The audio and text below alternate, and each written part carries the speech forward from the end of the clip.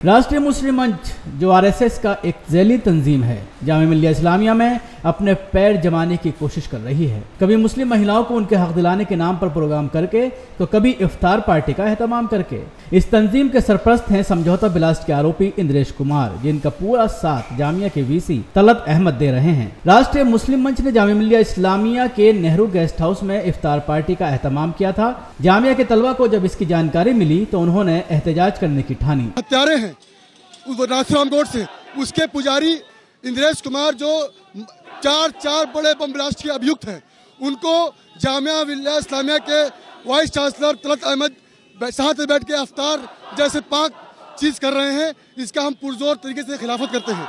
जिसके बाद पार्टी की जगह बदलकर स्पोर्ट्स ग्राउंड कर दी गई, जहां पर सैकड़ों की तादाद में तलबा एहतजाज करने पहुंच गए और नारेबाजी करके इफ्तार पार्टी को खत्म करने की मांग करने लगे। जामिया की इंतजामिया ने भारी पुलिस बल और सीआरपीएफ के जरिए रोजेदार लड़के और लड़कियों पर न सिर्फ लाठियां बरसाई बल्कि गिरफ्तार भी कराया। ताज्जुब की बात यह है कि यूनिवर्सिटी के मुस्लिम ओहदेदारों ने बड़ी बेशर्मी से खुद अपने ही बच्चों पर रोजे की हालत में लाठियां बरसाई, जिससे ये साफ हो गया है कि जामिया इंतजामिया खुद आरएसएस के नक्श कदम पर चलने की कोशिश कर रही है। ऐसा है, रमजान एक पवित्र महीना है जहाँ आदमी अपने दिल दिमाग को उपवास व्रत, जिसको रोजा कहते हैं अरबी फारसी में, उसको प्योर करता है, इम्प्रूव करता है। और इस समय में पूरे हिंदुस्तान में नहीं, दुनिया में जहाँ जहाँ इस्लाम मतावलंबी हैं, अपने घर पर रोज़ रोज़ा इफ्तारी करते हैं। रोज़ा तोड़ने के लिए गली मोहल्ले में करते हैं, बड़े समूहों में भी लोगों को बुलाकर करते हैं। और उसका उद्देश्य ये होता है कि साधारणतया सब मिलें। कुछ संस्थाओं ने, विशेष रूप से मुस्लिम राष्ट्रीय मंच ने हिंदुस्तान के सब मुसलमानों को एक अपील की है।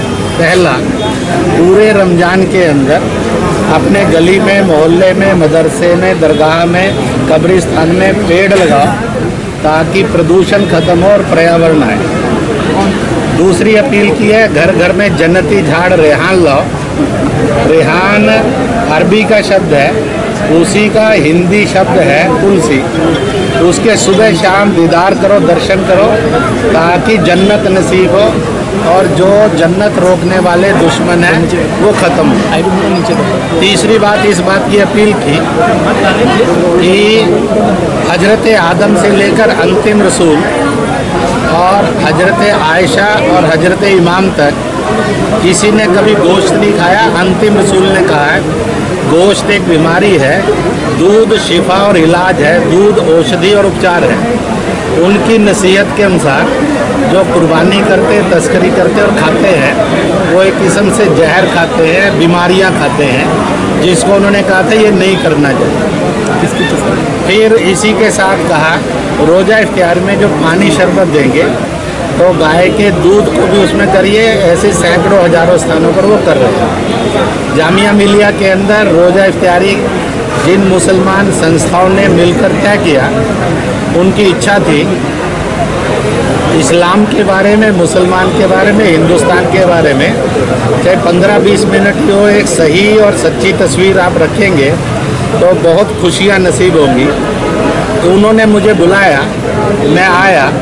मुझे उन्होंने बताया कि चंद लोग ऐसे हैं जो आपका या इस रोज़ा इफ्तारी का विरोध कर रहे हैं। हमने अंत में सब ने मिलकर दुआ की, जो विरोध करके शैतान के रास्ते पर जा रहे हैं, मालिक से दुआ करते हैं उन पर भी रहमत बरसाए, उनको भी सद्बुद्धि आए, वो विरोध करने की बजाय अपना रोज़ा इफ्तारी करते और वह मुल्क को और इंसान को और मुसलमान की तरक्की के लिए बात करते कि हमें ना पत्थर चाहिए, ना बंदूक चाहिए, ना किसी मुल्क का झंडा चाहिए, ना पाकिस्तान का चाहिए, हमें तालीम चाहिए, तरक्की चाहिए, हिंदुस्तानी झंडा चाहिए, हिंदुस्तान जिंदाबाद चाहिए। मुझे ये लगता है जामिया मिल्लिया के स्टूडेंट्स ने और बाकी सारे लोगों ने मिलकर आज इस रोज़ा इफ्तारी के अंदर ये सिद्ध कर दिया कि उनका इबादत का मार्ग खुदाई मार्ग है। और जिन्होंने विरोध किया वो थोड़ा भटक गए, उनके लिए भी सद्भावना प्रकट करके इंसानियत की और इस्लाम की एक ऊंची तस्वीर को उन्होंने पेश किया। इसलिए मैं इस रोज़ा इफ्तारी के आयोजकों को बहुत बहुत बहुत बहुत मुबारक देता हूँ और सबके लिए अपील करता हूँ, और वो ये अपील है कि मालिक जिसके तरह तरह के नाम हैं वो सब पर रहमत बरसाए। हम हिंदुस्तान के लोग अलग अलग मजहब के, जात के, दल के, जुबान के लोग हिंदुस्तानी बनकर एक थे, एक हैं और एक रहेंगे, पूर्वजों से भी, वतन से भी और तहजीब से भी। इस पैगाम के साथ एक खूबसूरत कार्यक्रम आज संपन्न हुआ। मीडिया को मैं बहुत बहुत बधाई दूंगा। इंद्रेश जी, सवाल ये है इस एक ऐलान को, एक सच्चाई को, एक हकीकत को, एक सही को सबके पास लेकर जाएंगे, और जिन्होंने विरोध किया उनसे फिर मेरी कहना है कि वह विरोध करके गलत रास्ते पर, गुमराह रास्ते पर भटकने और भटकने रास्ते पर जाए। एक दिल दिमाग को जो रोजा पवित्रता देता है उस इफ्तियारी को करने, इंद्रेश जी, 2 सवाल है, ले लीजिए, ऊपर भी रहमत बरसाए।